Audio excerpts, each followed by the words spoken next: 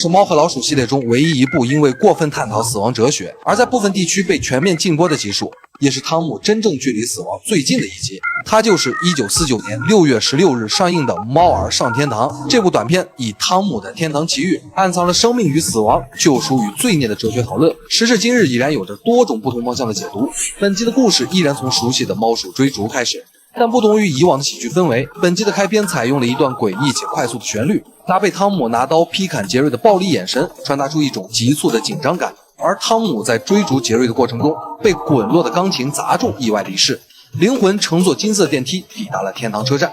随后，就在汤姆想要偷偷搭上电车时，被登记员告知，因为汤姆生前长期欺凌杰瑞，必须在1小时内获得杰瑞的书面原谅，否则就将坠入地狱。于是汤姆先后以利诱、强迫、伪造笔记等方式尝试自救，却均被天堂方识破，甚至因为惹怒杰瑞而被撕毁谅解书。最终在地狱斯派克的恐吓下，绝望的汤姆用胶带粘好谅解书并跪地真诚悔过，杰瑞才终于答应签字。只可惜因为超时，汤姆最终还是坠入地狱油锅，但随即惊醒才恍然发现只是一场噩梦。劫后余生的汤姆却因此彻底改变，主动拥抱亲吻杰瑞，且不再与之为敌。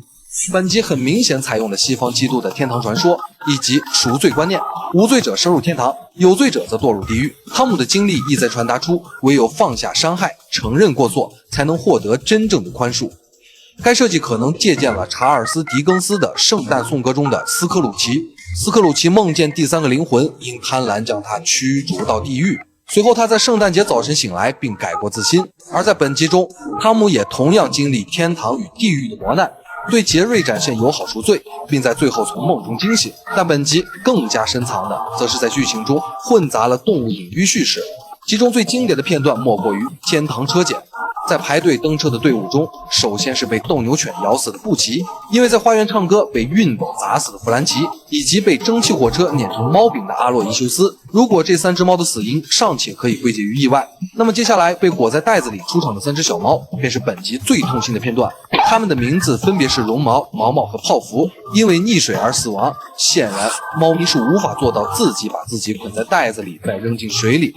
于是列车长库珀接下来的一句话，还有什么事是这些人干不出来的，既无奈又心酸地抨击了当时的社会现状。这段情节暗示了在20世纪60至70年代动物绝育普及之前，农村地区处理宠物问题的普遍做法。将动物装袋淹死被认为是当时最人道的安乐死方式，并通常由儿童承担这项任务，但显然这是一种对于生命的蔑视。而这一剧情设计后来也在1954年小狗的故事中出现，